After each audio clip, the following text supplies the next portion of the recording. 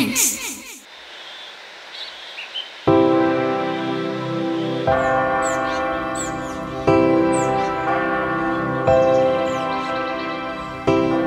കഴിഞ്ഞ ദിവസം വീട്ടിലേക്ക് വരുമെന്ന് പറഞ്ഞിട്ട് തോമസിനെ കണ്ടില്ലല്ലോ. ഞാൻ ആ വഴി തന്നെ അജയ കടന്നുപോയത്. പക്ഷേ അല്പം തിരക്കിലായിരുന്നു. വീടിന്റെ പുറത്ത് നിൽക്കുന്ന അച്ചായനെ ഞാൻ കണ്ടായിരുന്നു. ആണല്ലേ? അതാരായിരുന്നു അച്ചായ?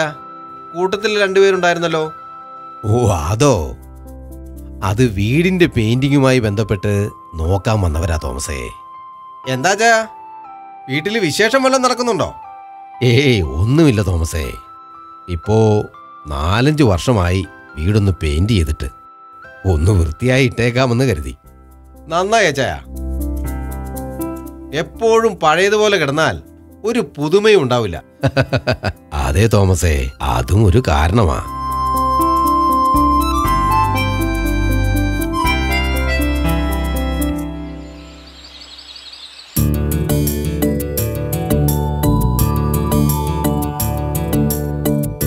എന്താ അമ്മച്ചി ആലോചിക്കുന്നത്? അല്ല മോളെ, പെയിന്റിങ്ങിനെ പറ്റി ആലോചിക്കുകയായിരുന്നു. ഇനി ആകെ ഒരു ബഹളമായിരിക്കും. ഈ ആഴ്ച കണ്ടേക്കുമോ അമ്മച്ചി? അറിയില്ല മോളെ, കഴിഞ്ഞ ദിവസം ഒരു പാർട്ടി വന്ന് കണ്ടു, കൊട്ടേഷനും കൊടുത്തു. 1-2 പേര് വന്നേക്കുമെന്നാ അപ്പച്ചൻ പറഞ്ഞത്. പെയിന്റടി നടന്നിട്ട് ഇപ്പോൾ 3-4 വർഷമല്ലേ ആയുള്ളൂ അമ്മച്ചി. അപ്പച്ചന്റെ കാര്യം ഇങ്ങനെയൊക്കെയാ മോളെ. ഒരു പുതുമ നഷ്ടപ്പെട്ടാൽ പിന്നെ അതിനൊരു തീരുമാനമാവും വരെ ഒരു സമാധാനവുമില്ല. ഇനി ഈ സാധനങ്ങളെല്ലാം മാറ്റിക്കൊടുത്തിട്ട് വേണ്ടേ അമ്മച്ചി അവർക്ക് പെയിന്റിംഗ് തുടങ്ങാൻ? അതാ മോളെ ഏറ്റവും വലിയ ബുദ്ധിമുട്ട്. എന്തായാലും അവരാരംഭിക്കട്ടെ, അല്പസ്വല്പം നമുക്കും കൂടാം. ശരി അമ്മച്ചി.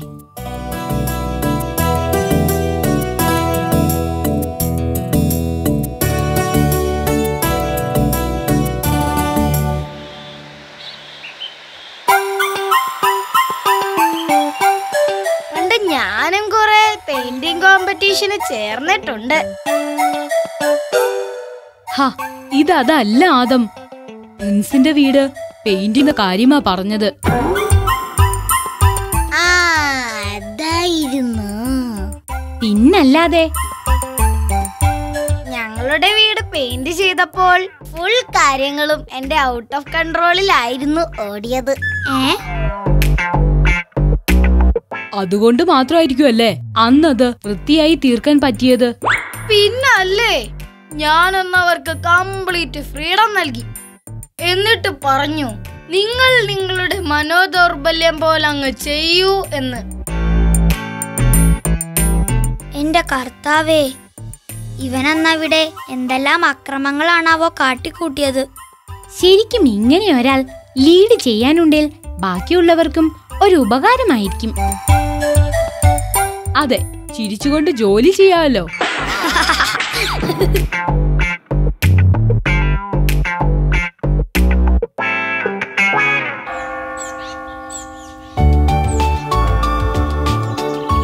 ഇതിപ്പോ ആരെ ഏൽപ്പിക്കുമെന്നാ ആലോചിക്കുന്നത്. 3-4 പേരെ നമുക്ക് സമീപിക്കാം അച്ചായ. അവരിൽ നിന്നും ജെനുവിനായ ടീമിനെ നമുക്ക് ഏൽപ്പിക്കാം. ഞാൻ ആലോചിക്കുകയായിരുന്നു തോമസേ, തച്ചിന് കൊടുക്കുന്നതാണോ അതോ കോൺട്രാക്ട് കൊടുക്കുന്നതാണോ നല്ലതെന്ന്. കോൺട്രാക്ട് കൊടുക്കുകയാണെങ്കിൽ നമുക്ക് വലിയ ബുദ്ധിമുട്ടൊന്നും ഉണ്ടാകില്ല ചായ. പിന്നെ അല്പം പൈസ കൂടുതലാവും എന്നേ ഉള്ളൂ. കോൺട്രാക്ട് കൊടുക്കുന്നത് തന്നെ ആവും നല്ലത്. അല്ലാതെ ഈ പറയുന്നതിനൊക്കെ ഓടാൻ അവിടെ ആരാ ഉള്ളത്? എങ്കിൽ ഞാനും ഒന്ന് അന്വേഷിക്കട്ടെ ചായ.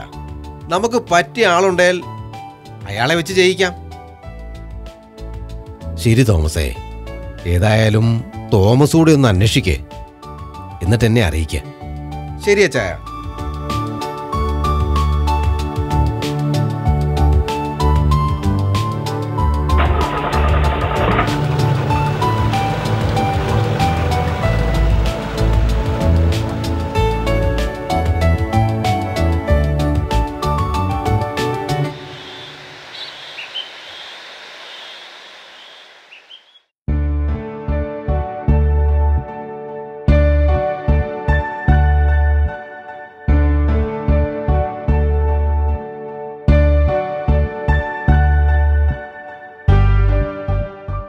പെയിന്റിങ്ങുകാരെ ഇതുവരെ ഫിക്സ് ചെയ്തില്ലേ?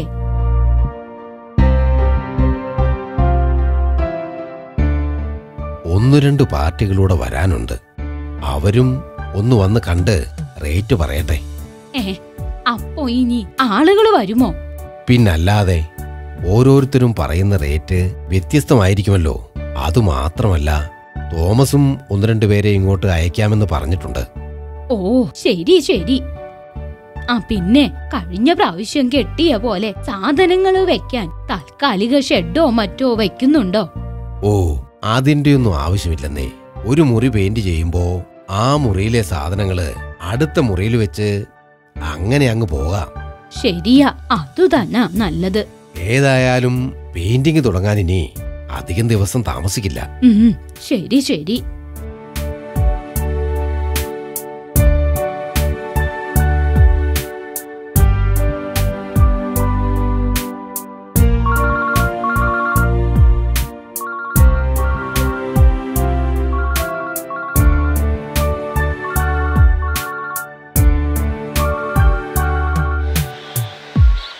ഹലോ.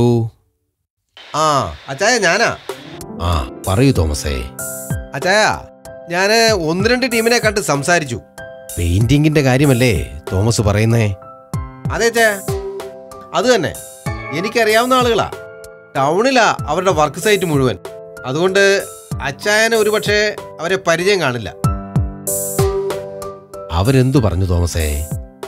അവരിൽ ഒരാൾക്ക് അച്ചായനെ അറിയാം. ഇന്നോ നാളെയോ നോക്കാൻ വരുമെന്നാ പറഞ്ഞത്. ആഹാ, കാര്യങ്ങൾ വേഗത്തിലായല്ലേ. പിന്നെ വിളിച്ചിട്ട് വരണമെന്ന് പറയണം കേട്ടോ. അവര് വിളിച്ചോളും. അച്ചായന്റെ നമ്പർ ഞാൻ കൊടുത്തിട്ടുണ്ട്. നന്നായി തോമസേ. എങ്കിൽ ശരി അച്ചായ. ഓക്കെ തോമസേ.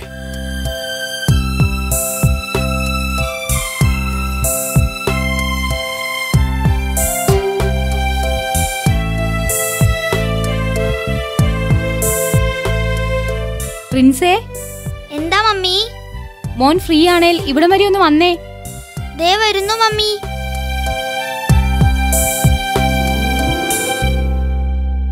വാ, ഇവിടെ ഇരിക്ക്. എന്താ മമ്മി?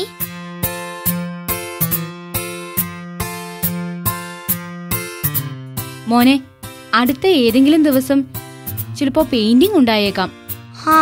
ഗ്രാൻഡ്പ സൂചിപ്പിച്ചിരുന്നു മമ്മി. കഴിഞ്ഞ പ്രാവശ്യം പെയിന്റ് ചെയ്തപ്പോൾ ഉണ്ടായത് ഓർക്കുന്നുണ്ടല്ലോ അല്ലേ? മോന്റെ സാധനങ്ങൾ അവിടെയും ഇവിടെയും വെച്ചതുകൊണ്ട് അത് കാണാതായിട്ട് നമ്മൾ എത്രമാത്രം വിഷമിച്ചു. ഞാൻ ഓർക്കുന്നു മമ്മി. ഇത്തവണ അതുണ്ടാവാതിരിക്കാനുള്ള മുൻകരുതലുകൾ എടുക്കണം കേട്ടോ. എന്റെ സാധനങ്ങളെല്ലാം ആ പഴയ വലിയ പെട്ടിയിലാക്കിയാലോ മമ്മി?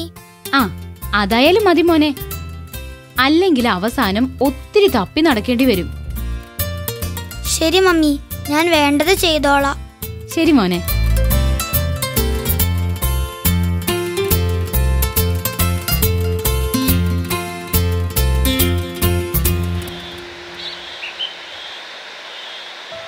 ഇനി 1-2 ദിവസത്തേക്ക് പ്രിൻസിനെ പ്രതീക്ഷിക്കണ്ട.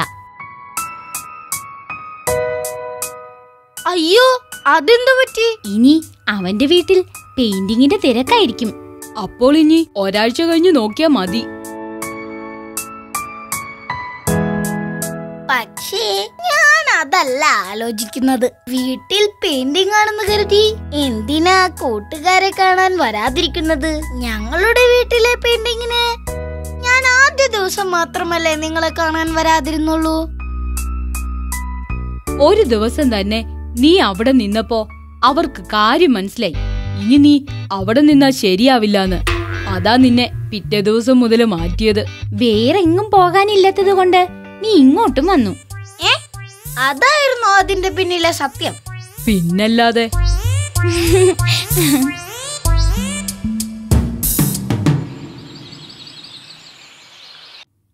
മോളെ, അപ്പച്ചൻ കുറച്ചു മുമ്പ് വിളിച്ചിരുന്നു. എന്താ മച്ചി? പെയിന്റിങ്ങിന്റെ പണികൾ നാളെ തന്നെ തുടങ്ങും അത്രേ. തോമസ് കൊണ്ടുവന്ന പാർട്ടിക്കാണ് കോൺട്രാക്ട് കൊടുത്തത്. അല്ല അമ്മച്ചി, അതിനവർ ഇവിടെ വന്ന് വീട് നോക്കുകയോ മറ്റൊന്നും ചെയ്തില്ലല്ലോ. പിന്നെ എങ്ങനെയാ മോളെ? കഴിഞ്ഞ പ്രാവശ്യം നമ്മൾ പെയിന്റിംഗ് നടത്തിയപ്പോ ഉണ്ടായിരുന്ന ഒരാളാണ് ഇപ്പോൾ ഈ കോൺട്രാക്ട് പിടിച്ചിരിക്കുന്നത്. അയാൾക്ക് വീടിനെ പറ്റി നല്ല ധാരണയുണ്ടത്രേ. ആ, അതേതായാലും നന്നായി അല്ലേ അമ്മച്ചി?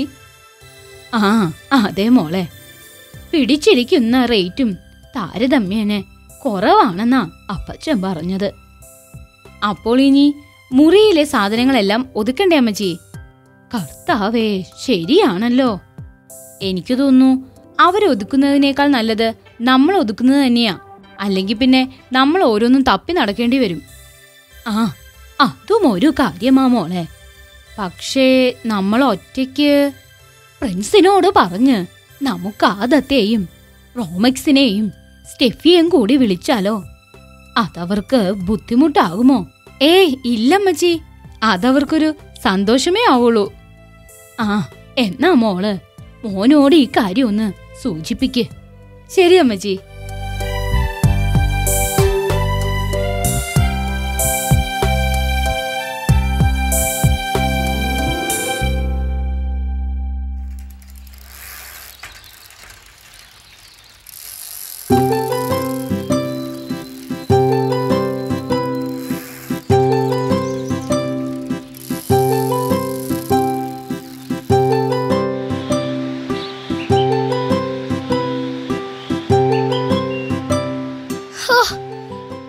ഇല്ലാഞ്ഞിട്ട് എന്തൊരു ബോറടി. അതെ, ഇനി ഞാനും ഒരിക്കലും വരാതിരിക്കില്ല. അതെന്തിനാ? ഞാനില്ലേലും നിങ്ങൾ ഇതുപോലെ വിഷമിക്കില്ലേ? നീ ഉള്ളതാടാ ചിലപ്പോ ഞങ്ങളുടെ വിഷമം. ദേ പ്രിൻസ് അല്ലേ ആ വരുന്നത്? ഞാൻ പറഞ്ഞില്ലേ പ്രിൻസിപ്പൽ വരുമെന്ന്. ഇപ്പോൾ എന്തായി? Hi friends.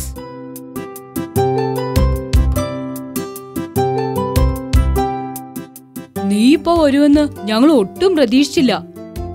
ഞാനൊരു കാര്യം പറയാനാ ഫ്രണ്ട്സ് വന്നത്. എന്താ പ്രിൻസ്? പറയൂ, എന്തിനാണ് നാണിക്കുന്നത്? പറയൂ. മിണ്ടാതിരിയടാ.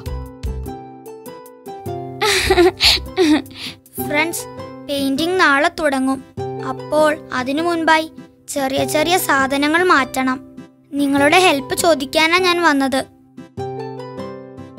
അതിനെന്താ പ്രിൻസേ?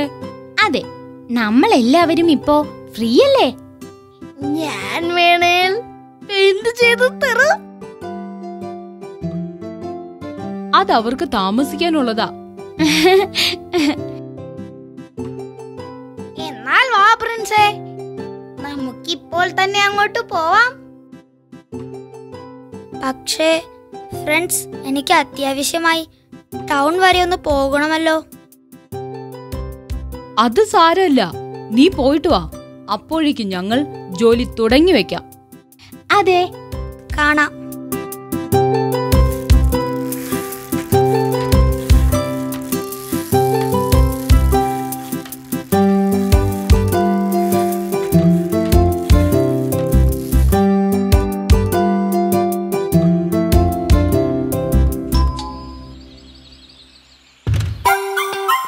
ആഹാ, എല്ലാവരും ഇത്ര പെട്ടെന്ന് തന്നെ വന്നോ? ആൻഡി, ജോലി പെട്ടെന്ന് തരൂ. അത് ചെയ്തു തീർക്കാൻ എന്റെ കൈകൾ തരിക്കുന്നു. കണ്ടോ ആദത്തിന്റെ ഒരു ഉത്സാഹം? കണ്ടോ? ജോലി മുഴുവൻ അവൻ ഒറ്റയ്ക്ക് തീർക്കുമോന്നാ എന്റെ സംശയം. ഓ, ഞാനെങ്ങാനും അങ്ങനെ ചെയ്താൽ പിന്നെ നിങ്ങൾക്ക് വിഷമമാകില്ലേ?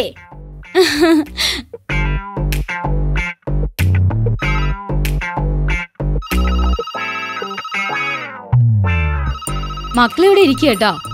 ആന്റി ഇപ്പൊ വരാം. ശരി ആന്റി.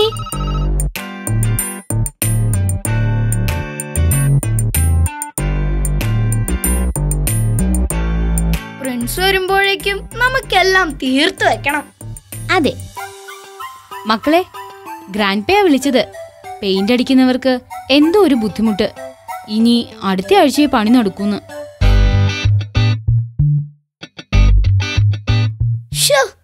വെറുതെ കൈ തരിച്ചു. സാരല്ല, മക്കളിരിക്കെ. ആന്റി കുടിക്കാൻ എന്തെങ്കിലും എടുക്കാം. ഹാ, അതെങ്കിലും നടക്കട്ടെ.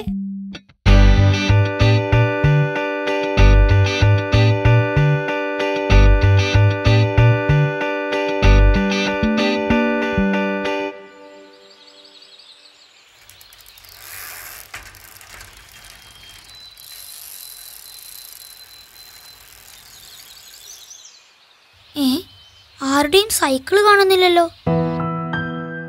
എല്ലാവരും പോയോ?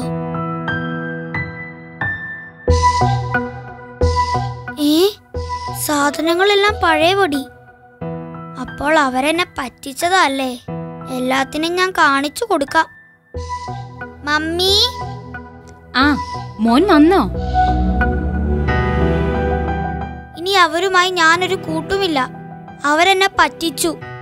ഗാർഡനിൽ വച്ചവർ പിരിഞ്ഞത് സാധനങ്ങൾ ഒതുക്കാൻ ഇങ്ങോട്ട് വരുമെന്ന് പറഞ്ഞ അവരെന്നെ ചീറ്റ് ചെയ്തു. അയ്യോ, അല്ല മോനെ, അവർ വന്നിരുന്നു. സാധനങ്ങൾ മാറ്റാൻ തയ്യാറായി തന്നെയാ വന്നത്. എന്നാ അപ്പോ ഗ്രാൻഡ്പ വിളിച്ചു പറഞ്ഞു പെയിന്റിംഗ് അടുത്ത ആഴ്ചത്തേക്ക് മാറ്റാമെന്ന്. അയ്യോ, ആണോ? മോനെ ഒത്തിരി നേരം വെയിറ്റ് ചെയ്തിട്ടാ അവര് പോയത്. അയ്യോ, സോറി മമ്മി, ഞാനോർത്തു. സാരല്ല മോനെ, എനിക്കിപ്പോ ആ പഴയ സൈന്യാധിപന്റെ കഥയാ ഓർമ്മ വരുന്നത്. അതേത് കഥയാ മമ്മി? മമ്മി പറയാം, നിങ്ങളും ഒന്ന് ശ്രദ്ധിച്ചോ.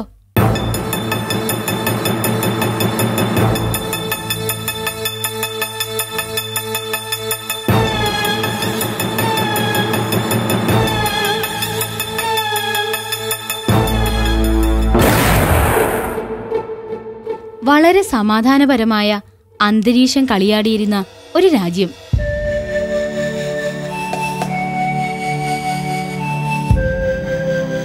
വളരെ പ്രഗത്ഭയായ ഒരു രാജ്ഞിയുടെ കീഴിലായിരുന്നു ആ സാമ്രാജ്യം. രാജ്യത്തിന്റെ അഭിവൃദ്ധിയിലും സമ്പൽ സമൃദ്ധിയിലും മറ്റ് രാജ്യങ്ങൾ അസൂയ പൂണ്ടിരുന്നു.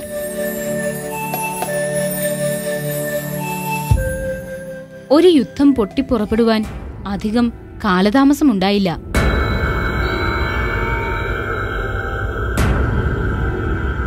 യുദ്ധത്തിനു മുന്നോടി എന്ന വണ്ണം സേനാനായകൻ സൈന്യത്തെ അഭിസംബോധന ചെയ്തു.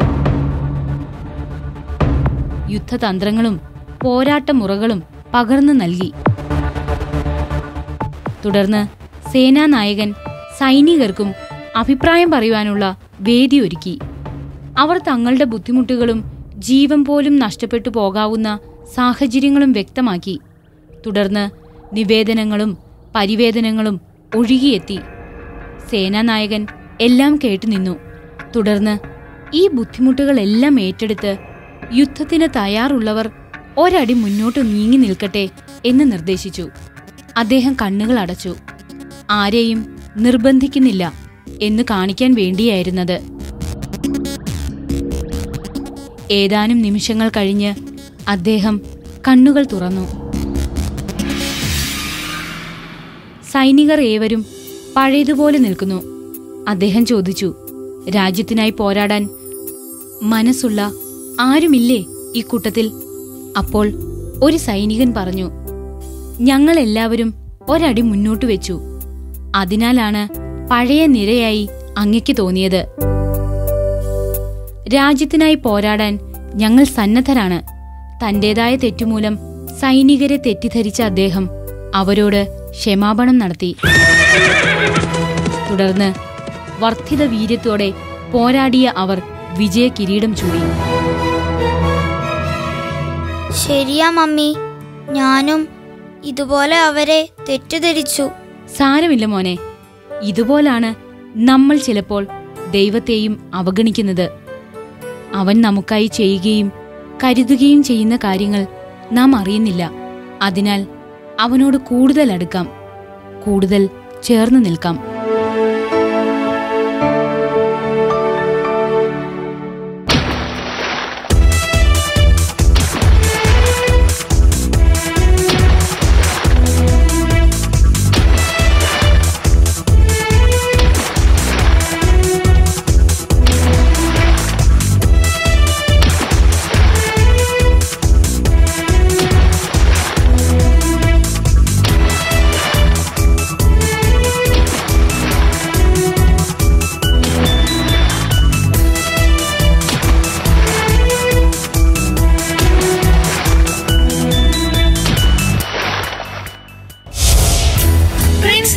friends.